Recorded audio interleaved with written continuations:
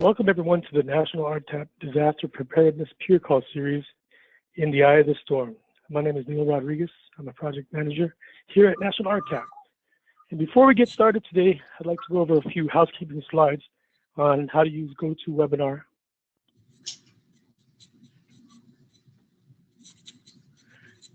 The GoToWebinar control panel is on the right side of your screen.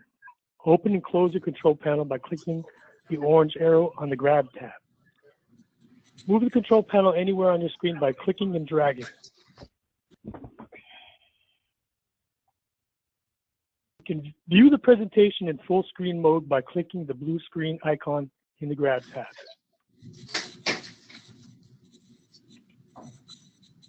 Audio options. Under audio, select computer audio to use your computer's mic and speakers, or select phone call and you will see the phone number, access code, and your personal audio PIN. And we recommend that callers do this. If you have trouble hearing a speaker, let us know via the questions box.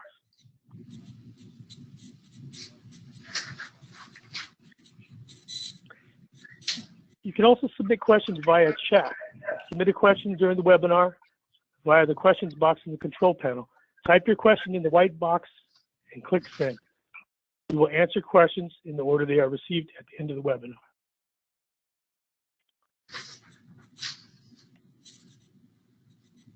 You can also submit questions via hands raised. To ask a question via your phone or mic and speakers, click the raise hand icon in the Grab tab. We will then unmute you when it is your turn and remute you when you are done.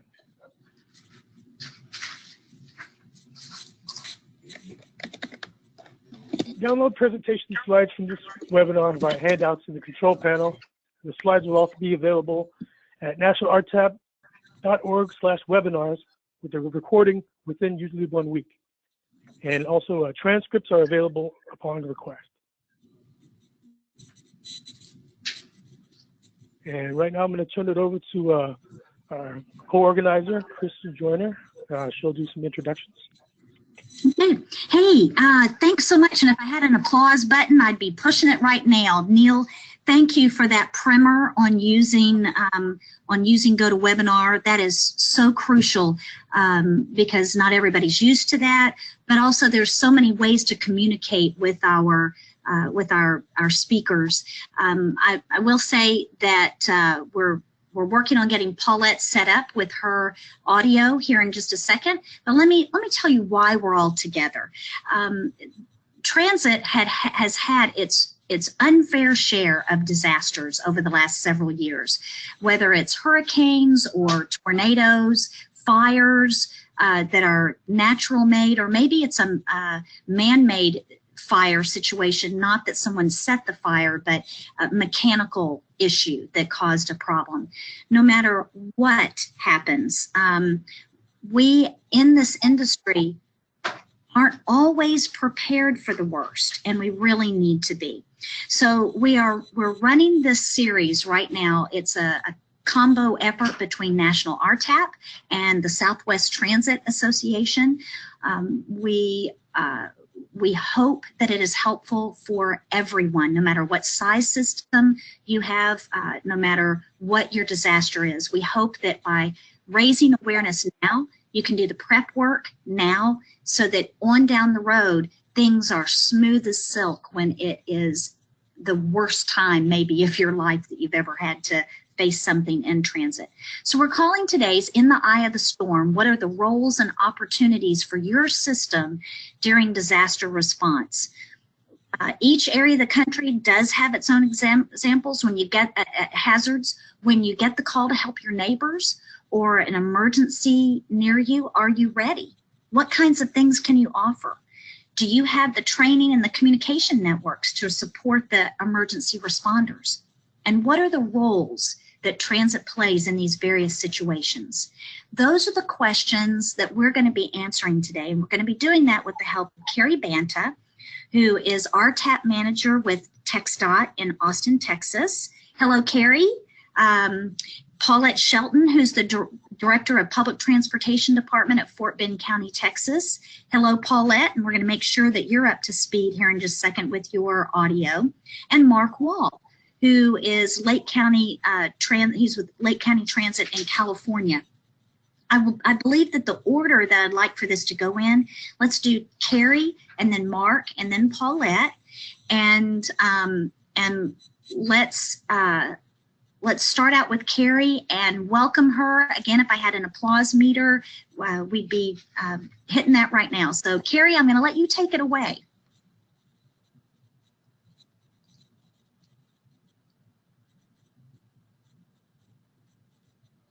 Oh, okay. Let's see. So I think that there may be some audio issues with Carrie. Let's start with Mark. Mark, can you, let's go ahead and get your presentation up on the screen, and let's let you get going. Hi, Carrie. Thank you. So I have the pleasure of living and working in California, and Lake County is my transit agency. I'm not sure if the audio or the video's up yet, but let me launch into this. So Lake County is a naturally beautiful place. It's north of the Napa Valley, over the Mayacamas Range. It's wine country. To our west is Mendocino County, another wine county, and Sonoma County is to our southwest. Lake County is named for Clear Lake, the largest lake in California if you exclude Lake Tahoe, which is partially in Nevada. And they say that communities in the Alps were the inspiration for the names of some of our cities along the north shore of the lake, Nice, Lucerne, Clear Lake Riviera, because it is so reminiscent of the Swiss Alps. Other communities include Lakeport, Lower Lake, and Clear Lake. Also, in addition to the lakefront communities, there are communities like Cobb Mountain, Anderson Springs, and Middletown up in the Mayacamas Range that separates Lake County from Napa County. The population of Lake County is 64,000 roughly. It's got a very high poverty level. So it's, in addition to its great natural beauty, it is also economically and socially challenged, which some might say is a perfect environment for public transit. The poverty level in Lake County is 24%, and the total persons with disabilities are 19.6%. Senior population in 2010 was about 18%, and the 2020 forecast is 24%. So you can see we have a very challenged population, and the situation, of course, became much worse with fires that we recently had in Lake County. There were 3 major fires in Lake County in 2015, and one so far, there was one in 2016, and then not on this list is the sulfur fire, which was in October of 2017 and added an additional 178 homes to the lost homes. So over the course of 3 years, we have lost about 1,700 homes, displacing well over 4,000 people. So it's been a major impact on the county. The Rocky and Jerusalem fires, our first 2 in 2015, were warm-ups for what was to come. In the Rocky fire, 2 of our employees lost their homes, and Lake Transit had to evacuate its bus yard and headquarters at the height of the fire. We were on standby for evacuations for the Jerusalem fire, but its overall impact to structures and homes was relatively minor. The Valley fire is the one that people across the country may have heard of. It was a massive fire. It was declared a national disaster. It disrupted homes and businesses across the county, destroying nearly 2,000 structures, and it left thousands homeless. On September 22nd, 2015, President Obama declared the Valley Fire a major national disaster. And my presentation today is about recovery from the Valley Fire. But I'll also speak a little bit to the Clayton Fire, which came in 2016, and then to the Sulphur Fire that came in 2017. While those weren't declared federal disasters, In some ways, they were worse because there were fewer resources available for cleanup and recovery.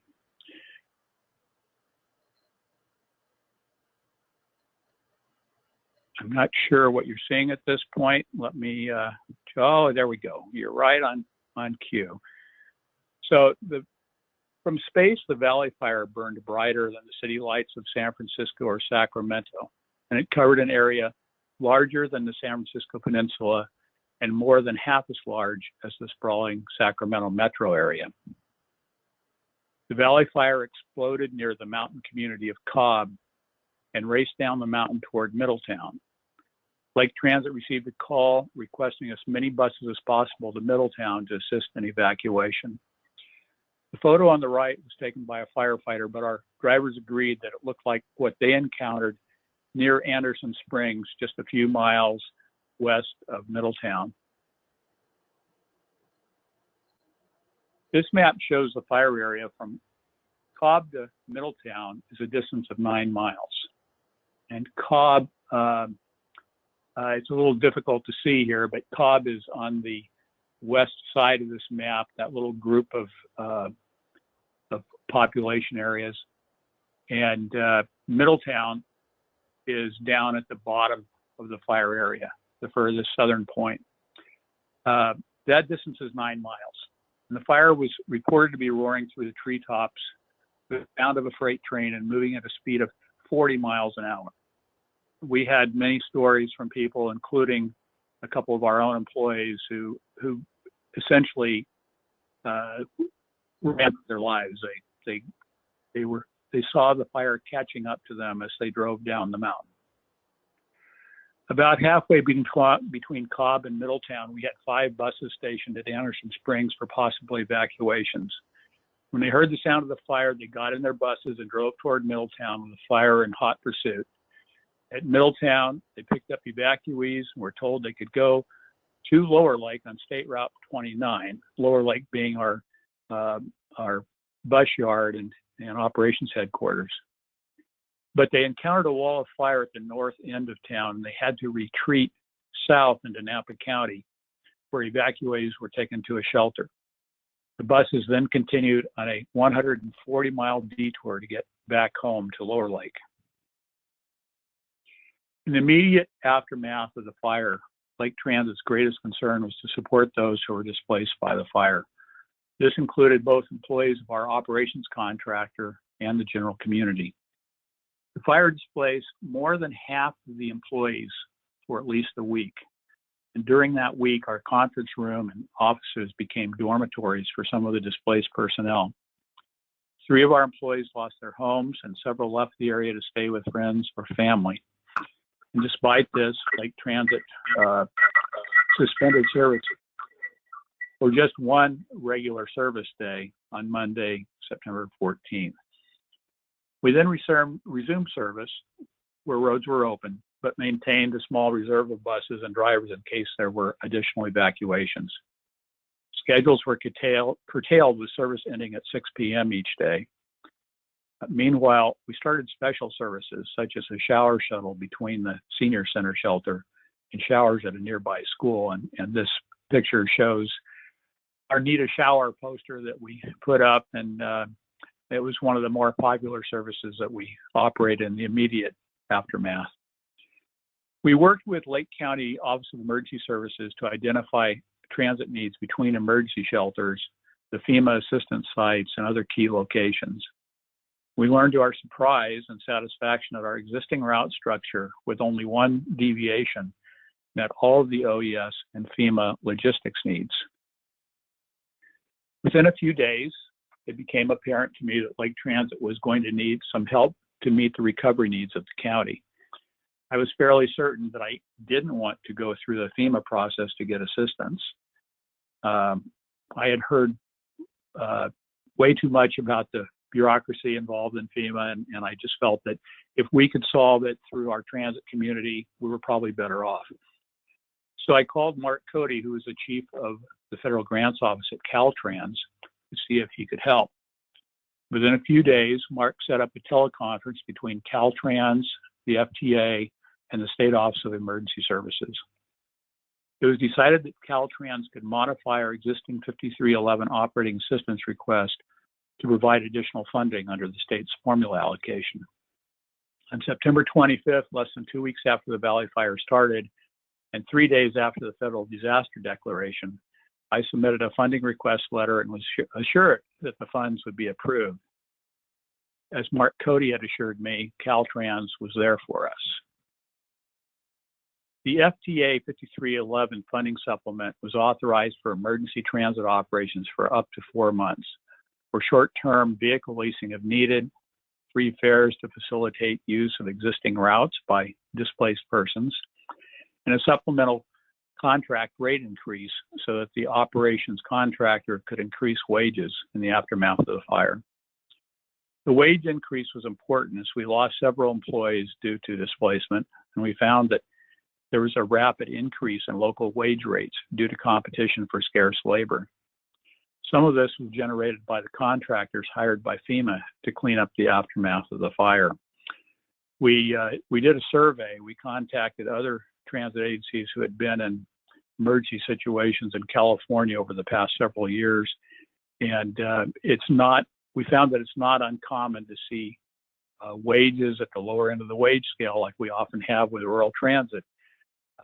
It's not uncommon to see wages increase dramatically in the first few months after the disaster. So we had guiding principles for how we were approaching this disaster. First was to support those who are displaced. This included employee assistance and a wage increase for our own employees, special services for shelters, and we assigned a field representative to basically go around to the evacuation centers and other locations, FEMA, talk with people, find out what they need, and that proved to be invaluable. This person was our mobility coordinator, and we had just started our program that he was in charge of, and he didn't have a lot of assignments yet, so we put him entirely in charge of that role, and it was an exceptionally good choice. We also were committed to being a responsible, reliable community institution that people rely upon. And for us, that meant restoring services quickly. It also, we offered free fares for about 6 weeks as part of that. And then finally, to communicate, our website, social media, news releases, and our field representative. We were out there. People saw us, people knew they could rely on us, and we made it a priority to respond to the situation. During this time, despite the disaster, and we actually had one bus route closed for over 6 months, it impacted several other bus routes for varying lengths of time. And despite all that, one of our outcomes was that ridership increased 11%. Some of that was the fact that we had free fares. Some of it was the fact that a lot of people lost their vehicles during the disaster. Families that had 2 cars were down to 1 car. People who were displaced had children wanting to attend the same schools that they had been attending, and so they relied on transit to get there.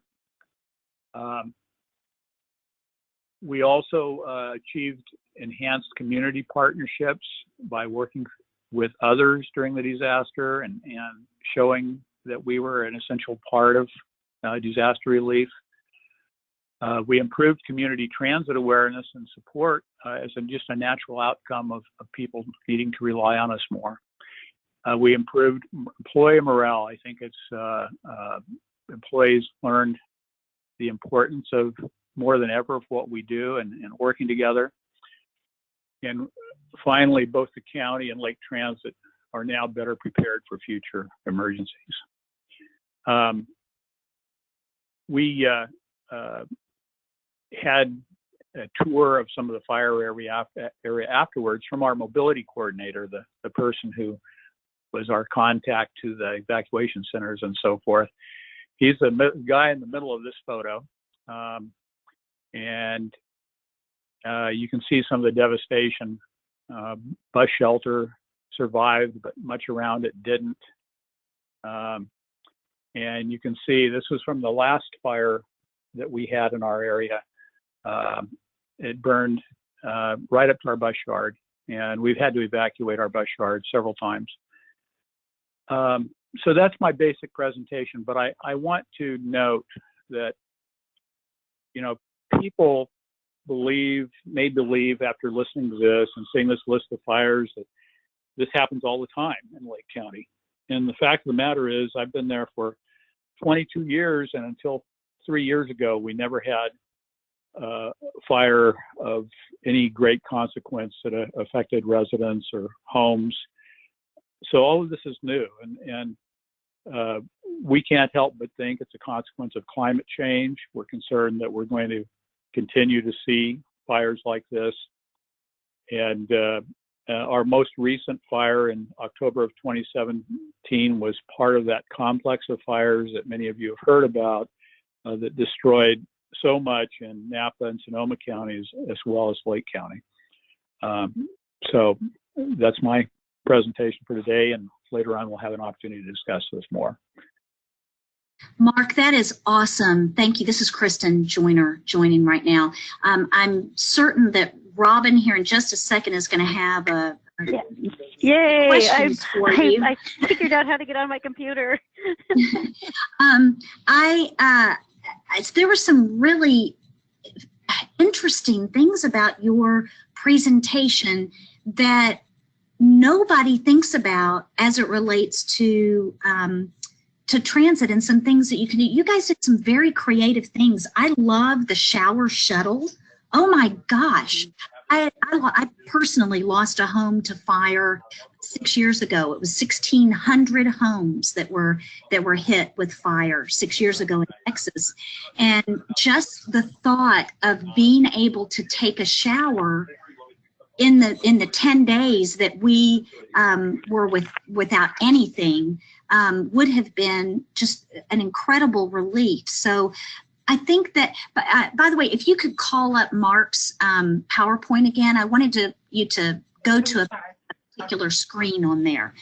I liked the fact that through this, not only were you providing transit, but you were educating your community, and you said employee morale went up. That's incredible.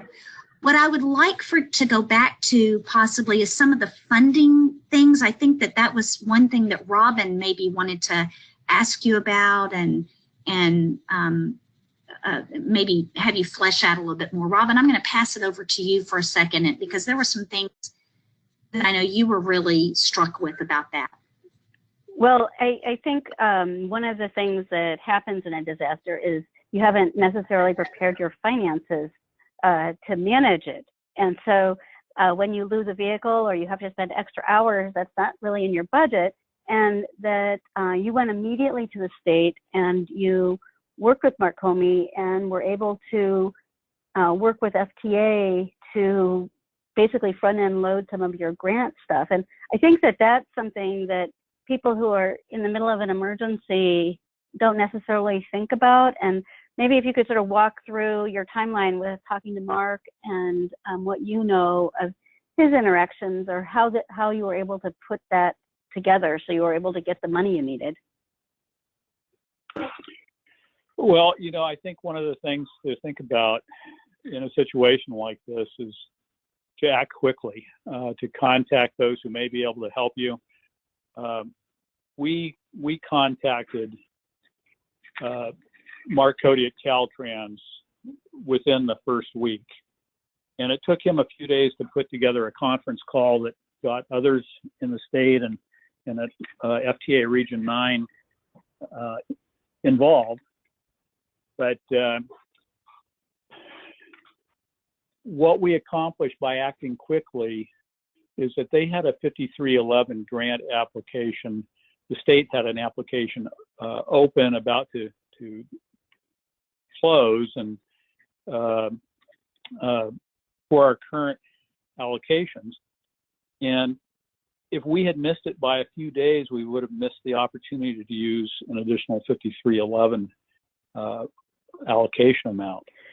And so what happened with that was that by using 5311 for operations to supplement our usual grant, it made it very flexible for us. We outlined in our letter what we anticipated we would use the money for. We didn't have to go into great detail. We mainly talked about operations, both to respond to the evacuations, and we really focused a lot on the free fares, because we knew that our system, from talking with FEMA and OES, we knew that our system would work well if we could just run pretty much our regular route system. But the problem was that many displaced people not only lost cars, they lost their identification, they lost their money, they lost credit cards. They needed to be able to get around without having to worry about paying for it. And so that was a really key decision to make transit free for a period of time. So as it turns out, we sought reimbursement for our added expenses like we normally would. We asked for reimbursement quarterly from the state, and so we were able to just request reimbursement much the way we normally would for this additional money, and the additional money amounted altogether to about $200,000, which for our county, being a small county, that was a lot of money. Yeah. The other thing I remember talking to you about this was that when you talked about improved relationships with the county, that there were some very specific things that improved, and very happily so. But I think as transit people, we're always looking for ways to partner, and a lot of times, or many times, the agencies we're trying to partner with don't understand what we're saying to them, or don't value it until something like this happens. And so you had a situation with your repeater. Is that right? Oh yeah. Our repeater on Cobb Mountain burned in the fire, and so we lost our normal mobile radio communications. So there was two things that we did. One was we talked to our operations contractor about, how are we going to operate without that radio system? And they were able to get push-to-talk cell phones within a few days. So that was our immediate response. But the little bit longer term was we wanted to get our repeater back up. We learned that it was not going to be possible to get it back up on Cobb Mountain within, at least a year. And so the county operates their own repeater site up on another mountain, Mount Konocti. And that is actually a better location for a repeater than where we had been. And we had talked with the county in the past about putting a second repeater on Mount Konocti. And there was a lot of red tape involved, and I won't go into a lot of details, but it had proved very difficult to try to make that happen. Well, after the fire, because of this environment of disaster and responding to it, everybody in the county was working together to solve problems. And suddenly our request for to put a repeater up on Mount Konocti, we were told, yeah, we can do that. We can do that right away. And in fact, we had a new repeater up on Mount Konocti in about 20 days. And so that actually improved our mobile radio situation. Eventually, we got a new repeater also on Mount St. Helena, which gave us this perfect signal coverage that we now have much better mobile radio coverage than we had ever had in the past. And an awful lot of it was because in both cases, both repeater sites, people were willing to waive the normal process and get around red tape and get things working. I think that's great. So that now that if something happened in the same area, you would be in a different place with them than before. Oh, absolutely. I think even more important than the public works and property issues of working with the county, probably more important are relationships with nonprofits in the area. Mm-hmm. Particularly with the hospitals and our non-emergency medical transportation that we had been trying to get off the ground for some time, and we still have a lot of work to do, but we are actively working together with the medical community and nonprofits in our area that realize much more, I think, than in the past how crucial we are to just getting people where they need to go that may not have another means to get there. So what do you think it was that made them say, oh, wait a minute, we need to be working with you? Is there something that, what information got to them finally and helped them see that?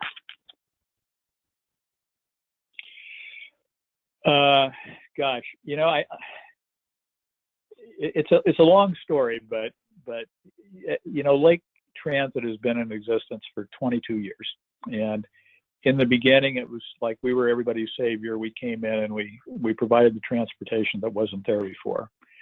Coordinated transportation that went pretty much everywhere people needed to go. After a while, people tend to take that for granted, and I think they start seeing the things that aren't really good instead of the things that are really good. And we had gone through a really difficult labor negotiation. Actually, our contractor did a couple of years before this, back in 2013. And we got a lot of bad press, and I think we were overcoming that.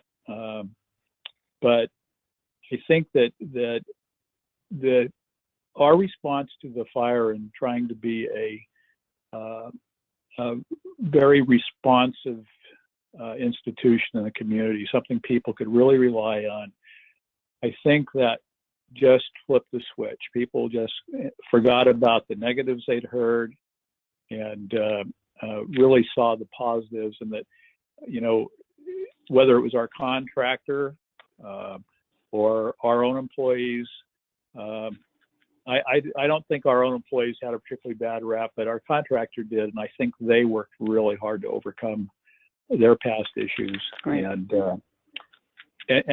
I guess the other thing I'd say about this is that you know, we were able to work with our contractor for them to raise employees' wages in response to the rapidly increasing wages due to scarcity of labor in the county after the disaster. And I think that was a real plus too. I think that, you know, your employees go out, whether they're yours or your contractors, they go out in the community, they talk to people, and it all adds up. People begin to see that, gee, you're really doing important things and you really do care. Wow. Wow, thanks, Mark. It's so great, because I think that, you know, every disaster is a disaster and every situation is that situation, but we all have to deal with these same issues about living through something that's very unexpected. We don't know that if it hasn't happened recently, it's going to happen sometime in the future. And I think each of these case studies gives us a sense about what the possibilities are for developing those relationships beforehand. So I think that we have Paulette Shelton, and she's here to tell us about what happened with her and Harvey. And I think Cory Banta had to leave. Are you still there, Cory?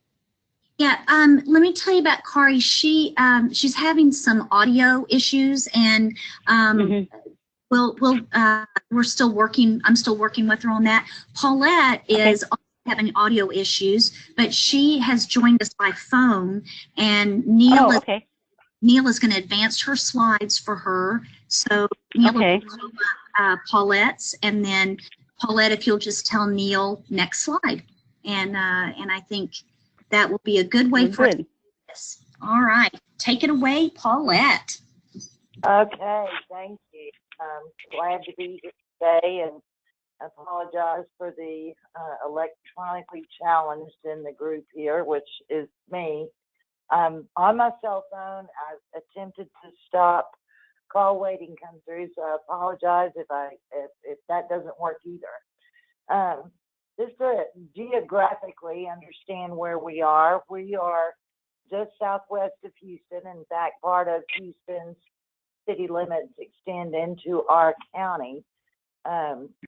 Most people recognize Sugar Land. I would say that's probably the city that we are best known for.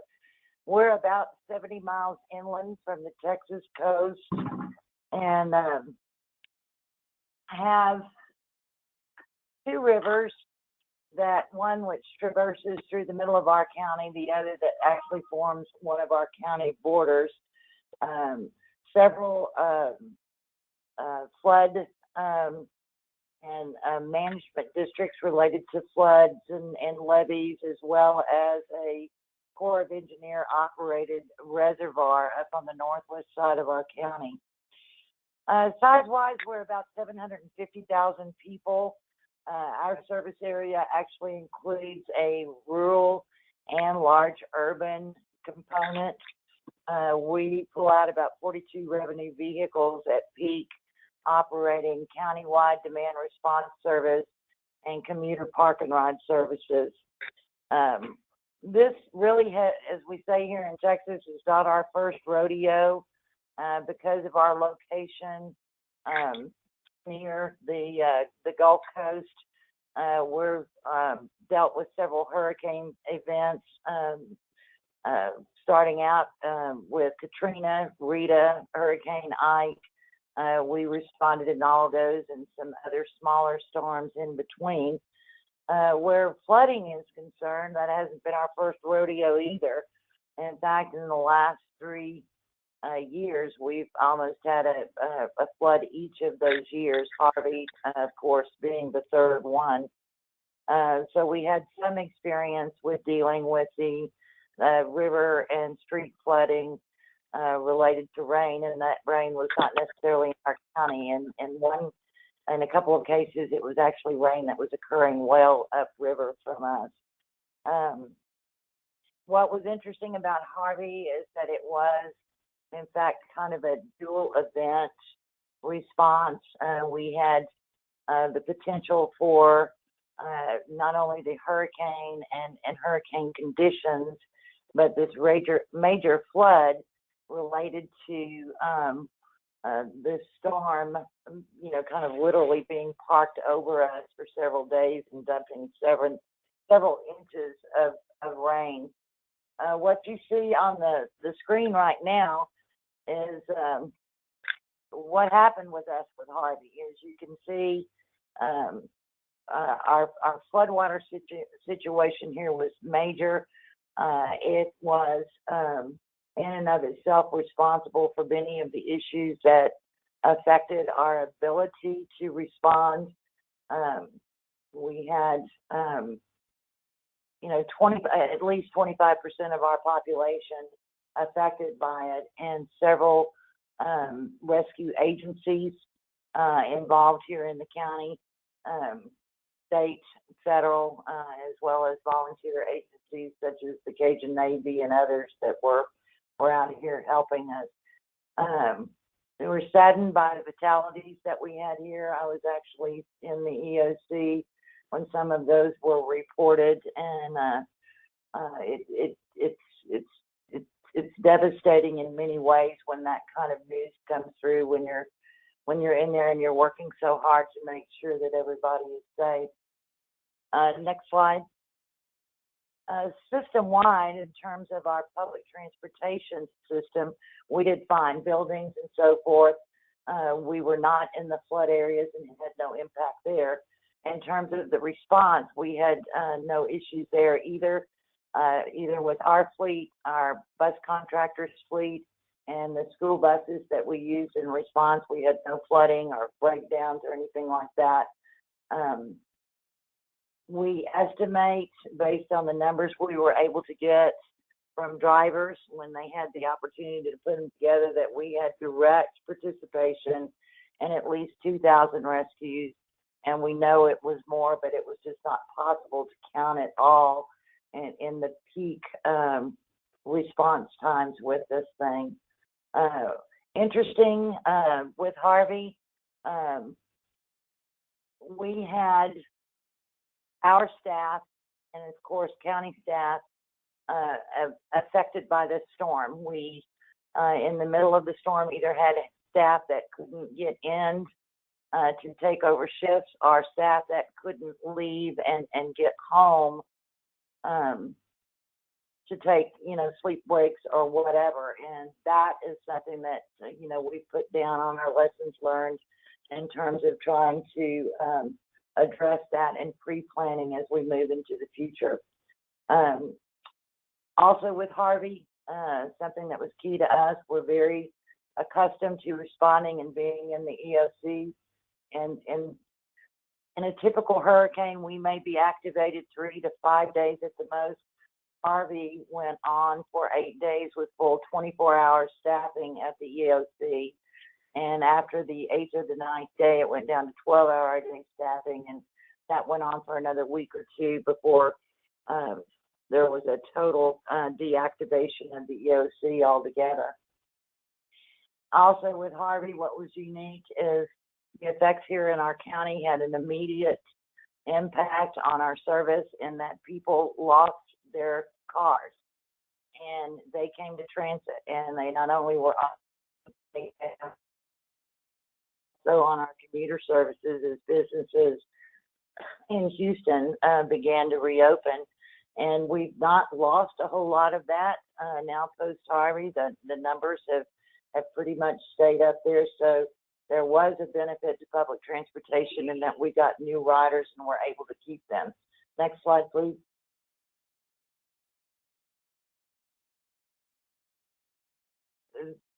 In my thoughts, what I can tell you is that I call it kind of attempts to organize chaos. There's a lot that happens during these storms that's the same, that you're accustomed to dealing with and doing, and then there is a lot that's different.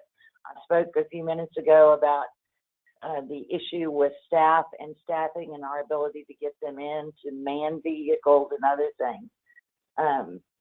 That was something that was different in this storm that we had not experienced before. Other elements in terms of our readiness and planning were the same.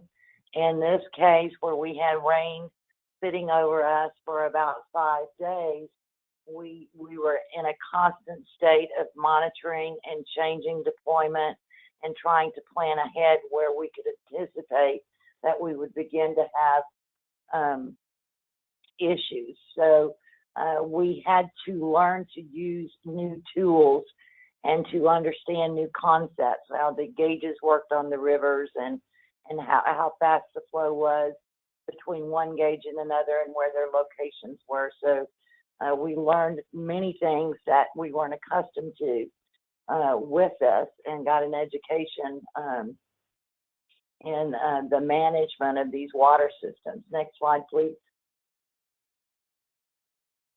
I wanted to just spend just a few minutes looking at the different sets of data when we are at the desk in the EOC that we're using to plan our response.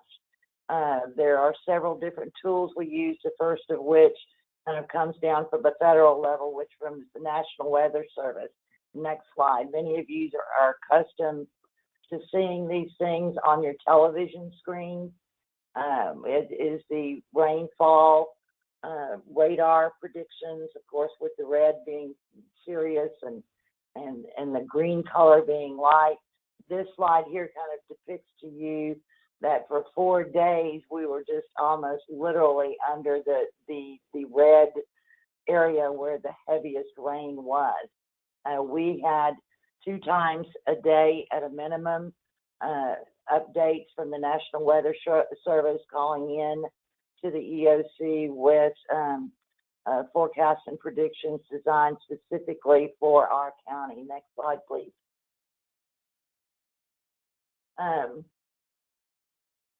Ultimately, this was what we were looking at in terms of preliminary numbers here in the region. And as you can see, you know, we were in the 30 to 40 inch rain, and I think I saw some numbers after this was all over that we pushed closer to 50 in some areas of the county.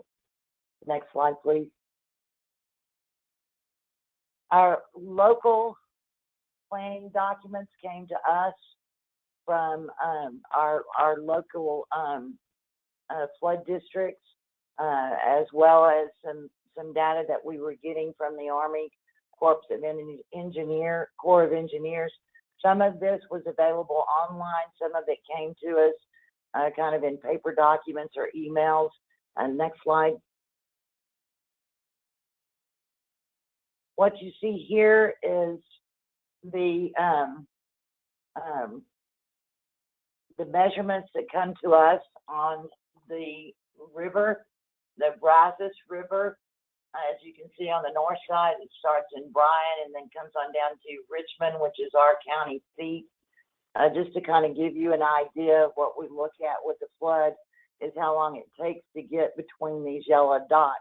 What was interesting in Harvey is it was sitting over us, and so we were needing to develop ways to forecast the sheet drain off into the river and what that was going to do to us there. So we didn't necessarily have the 12 to 24 hours ahead of time to know when to expect the water. It was on us. Next slide, please.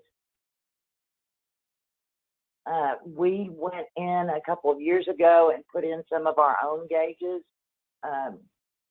What you see here is the measurements during Harvey off of those gauges showing us what flood stage is. I want to specifically point out the chart at the top that is in the middle. If you'll notice, there is a blank space in the line on that chart.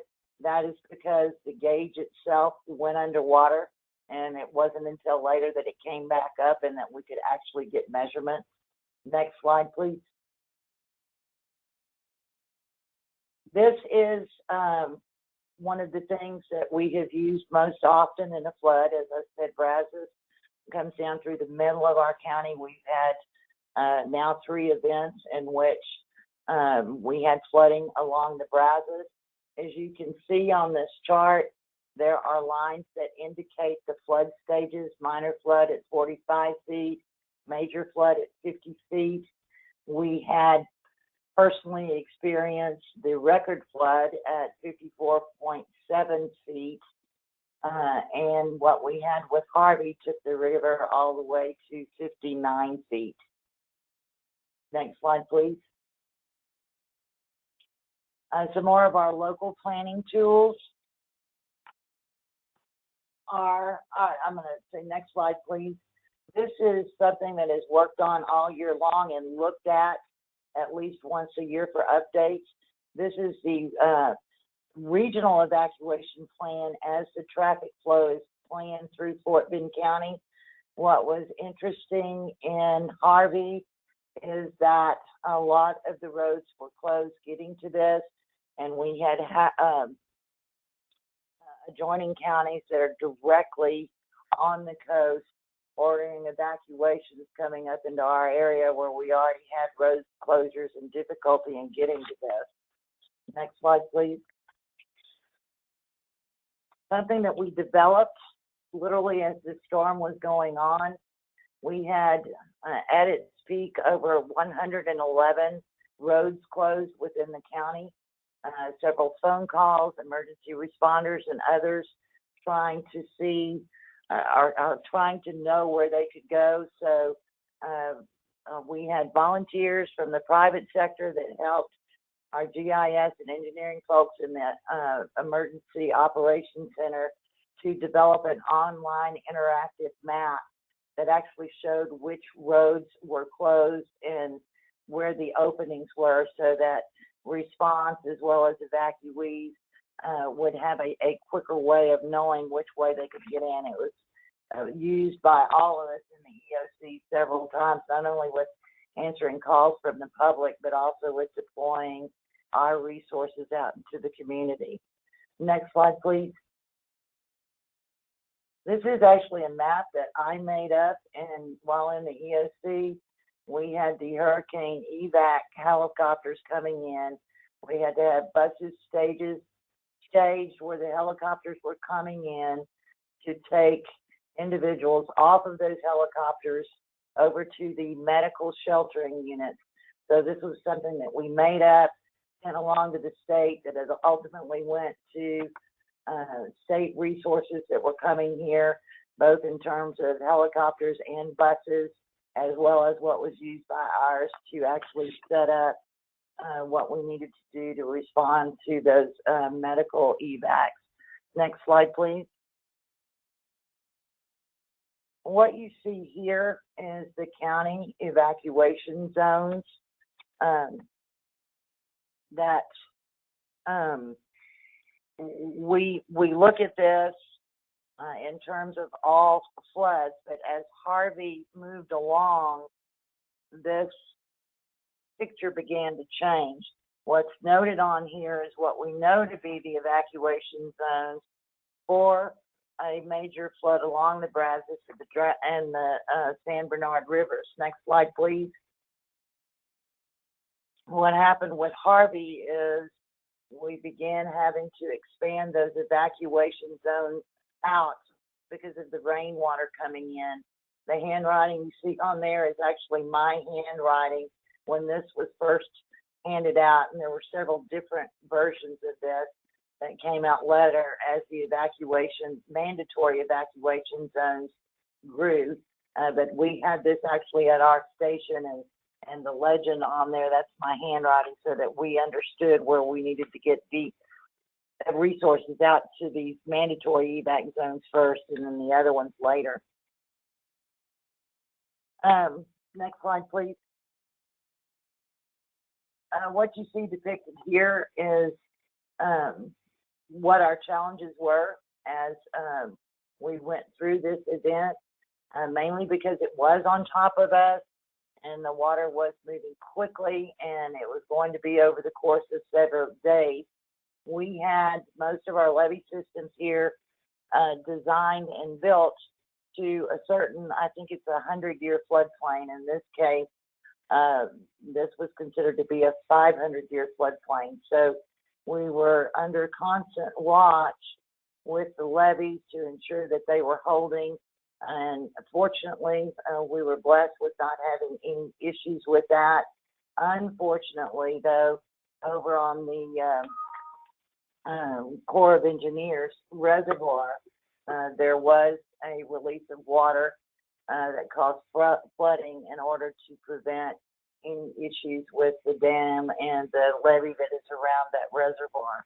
Next slide, please. I talked earlier about how those red zones changed.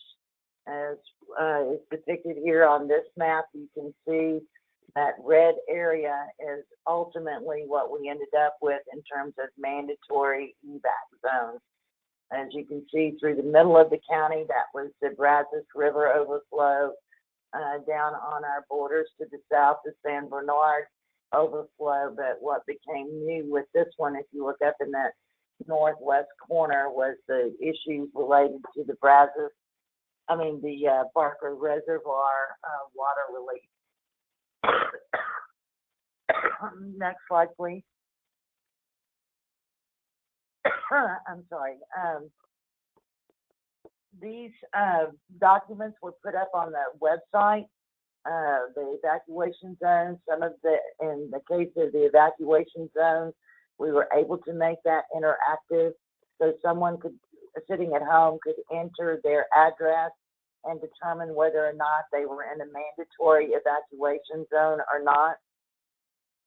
We also had the ability with that top map that you see there for an individual sitting at home to go in and try and attempt to do some of their own pre-planning to see what their elevations and other things were.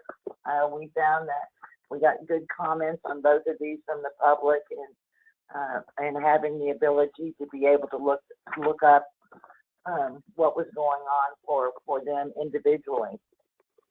Next slide, please. That one's not on mine. Let's go to the next one.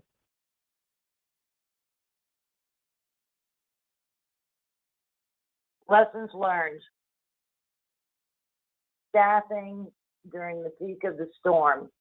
As you can see, our population tends to wait until the last minute to make decisions. And it's at that last minute that they're trying to get the information to make that decision. We have very little call volume coming into it, and then in the middle of the storm, it peaks out at like 800 calls per hour, and that could be calls looking for information or calls looking for evacuation services. Second lesson that we learned in this, as I spoke about in the very beginning, this was an 8-day event. It caught us as a transportation system short on staff, specifically managers. The event itself caused shortage with drivers. We have come back and realized that we need to do some training at different levels in order for us to have appropriate coverage at the Emergency Operations Center for these longer events, because you do need to dispel folks from the center for longer sometimes than a 12-hour period, especially when these events go as long as this one did. Second thing I would say is ask for help early. We were fortunate that our sister systems in Waco and Terrell sent down a couple of managers and drivers to give us a break, but we didn't ask for that early enough. My advice to people these days has been, go ahead and get the help down here early. If they're not needed, they can always go back. But what happens when you're in the midst of this, the logistics of getting people here and stuff is more difficult. The time to get them here is more difficult, and you would be much better served to spend some money up front just to mitigate what could happen. And if it doesn't, then everybody can go home. You can see my list over there on the right-hand side. We know that we need to get the information out to the public up front, and I believe that our county judge, our Emergency Operations Center did a good job of that. But we do now have better indicators of what the public behaviors are, and we need to work on methods to get people to respond earlier. We've of course got those tools with social media and other things, and our interactive tools is what have helped, and I think that will be some key tools for us as we move into the future. Very, very important to work with the other jurisdictions. Our school districts have always been an integral part of our ability to respond to evacuations, whether for floods and hurricanes. I'm always advising everyone to get to know your transportation directors at the school districts, get those agreements, those interlocal agreements, contractual agreements, get those in place well ahead of time, and keep in touch at least once or twice a year, even if nothing is going on. Become familiar with the other jurisdictions, responders, EOC directors, EMS, police, fire directors, and form those relationships early and maintain those as you go along. And training training. Tabletop exercises are good. Talking to your peers and what they learned is good. And probably one that we will be taking into and using in the next 2 years ourselves. We're building a new admin and ops facility. Because we had staff literally trapped in our dispatch office and other things, we're looking at how we're going to buy furniture for that differently. Lobby, we may be putting in hide-a-bed sofas and other things in order to accommodate it. We're going to buy cots and other things that we can put up in an attic, and just more things to accommodate things that we were not ready to happen with us. Our EOC has dormitories that we could use, but we had immediate effects in our operational facilities that we needed to be able to accommodate. And next slide.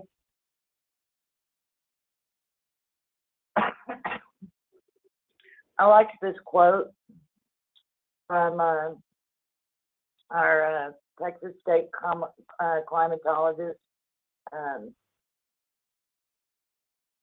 It kind of begins to sum up what Harvey did here as compared to some of the other events here in Texas. We're very appreciative of all of the efforts of everyone that helped us with this and their interest in it, and I'm very happy to answer any questions.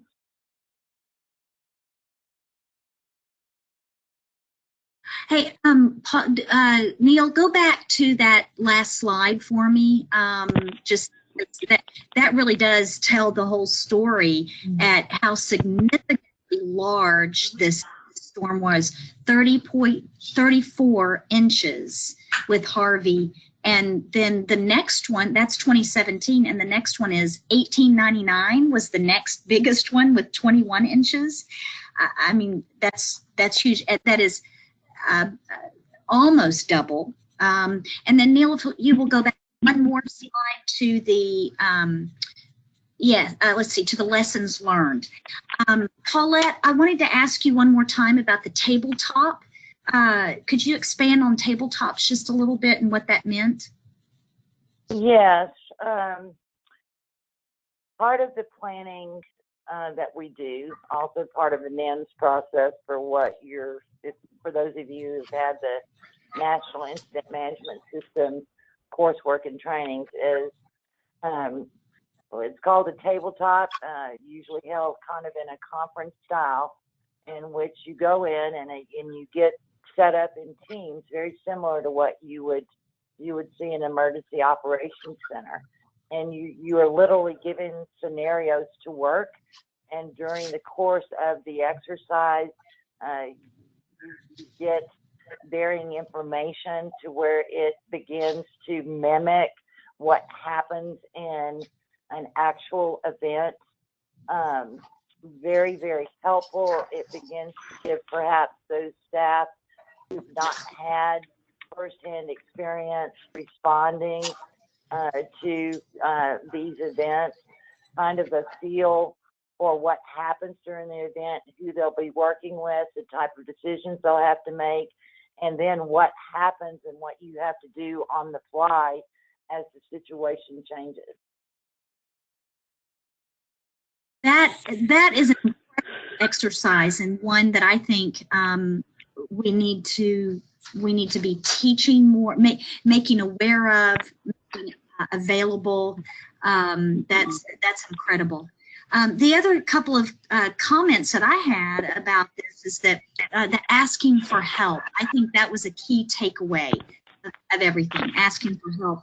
And then some of these real creative things, like Mark talked about the shower shuttle, you talking about making plans by having sleeping accommodations. You guys do not, I don't think you fully understand those on the call. Paulette had no sleep. She had no shower. Food and water, I think, were issues. It was next to impossible situation, and yet she and her team stuck with it because of their passionate belief and helping those with public transportation and accessibility needs. So Paulette, thank you so much for that commitment. Robin, do you have any questions, or does anybody else on the line have any questions or comments? Well, I've been taking some notes so that I can somewhat capture the good information that Paulette and Mark have shared. And I think that there are some commonalities, and one of them is working with the EOC or the EMA, your local EMA. And Paulette, can you go into how you developed that relationship and what you had, how you made decisions? How did you have someone that stayed in the EOC at all times? Did you dispatch from there? What was going on with you and the EOC, and how did you make that happen? Our emergency operations department and our county judge deserves the credit for ensuring that Fort Bend County is ready. With the creation of our emergency management office and its director, Jeff Braun, he began the process of implementing what's recommended at the national level through the incident management system. And essentially, our EOC is set up as is defined in the NIMS system. If you think about some of the movies that you've seen with the Johnson Space Center and all of the banks with the computers and people sitting side by side, it's like that. And there is a desk and seats there for transportation. We sit in there, and we are right across the aisle from the Sheriff's Department,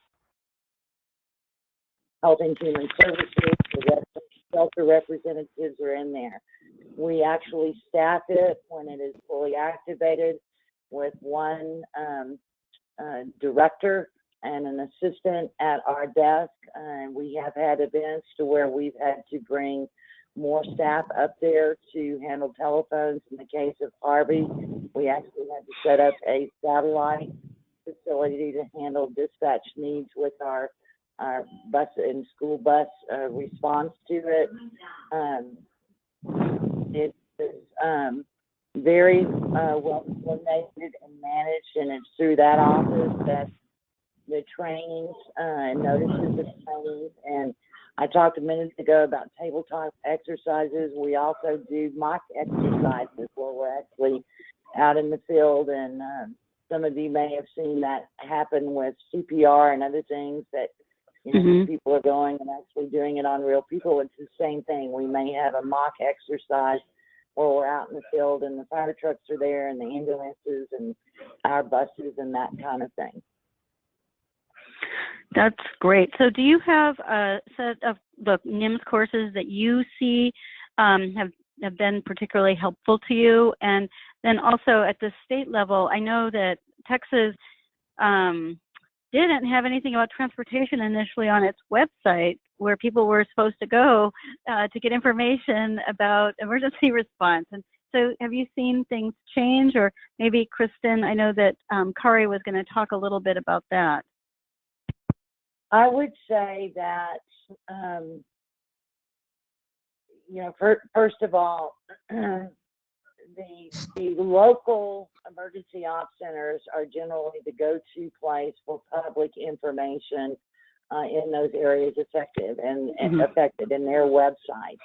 How that rolls up at the state level and what efforts have been undertaken to make that available at the state level to the public, I don't know. I do know that our EAC has a direct relationship with the state EOC, and when it is called up and we're called up, there is constant communication there. My recommendation for transit individuals, because there's terminology and other things within NIMS that is used in this activation. Most police and fire departments have post 911. Most emergency responders are using it. My recommendation is at least up to the 300 to 400 series. That would familiarize folks with how NIMS work, that terminology, and kind of how this comes down from the national level. So I would say at a minimum at that level.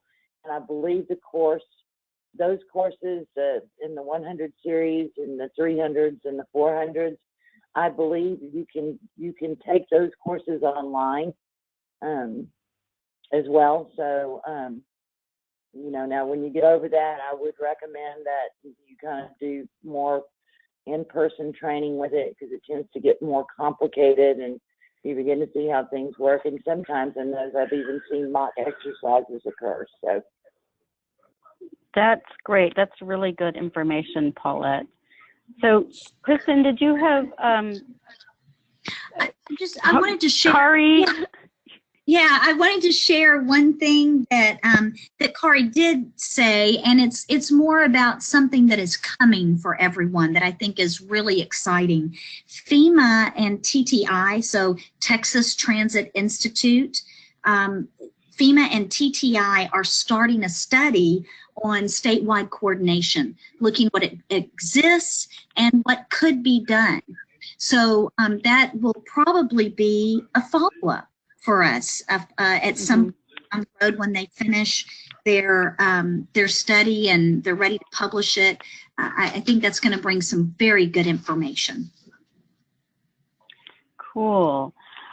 So we were I put together an agenda for today, and one of the last things was next steps, you know, in the objectives. So I think we've hit the objectives that I had, which were, you know, what kind of preparation was in place, what kind of communication systems have been in place, and what did you have there prior? How did you work with both up to the state and down to the responder and at the local level, and the lessons learned and going forward. So the FEMA trainings, we got a call after our last call from Louis Friend, and he sent us a nice list of those. And I think that the discussion about, you know, how to be prepared in those lessons, I think that's been underlined by Paulette. And it seems like we might want to have more discussion about what people can do now and what those classes are. And we also had Debbie Collins from North Carolina DOT, who worked with recovery after Matthew and was on the ground supporting her rural transit programs. And so that was what, you know, we were thinking about our third piece of these disaster webinars as being sort of, what do you do next, and how do you recover? And we're happy to have any of you comment. I think our chat box is open if anyone has any comments, and you can call us afterwards.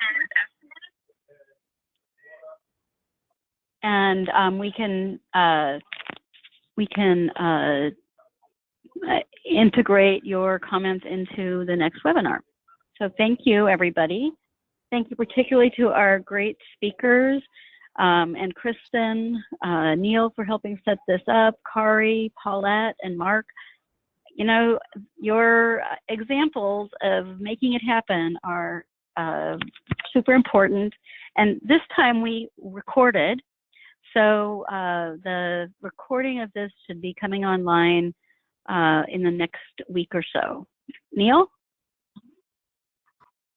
Yes. Well, thank you, everybody.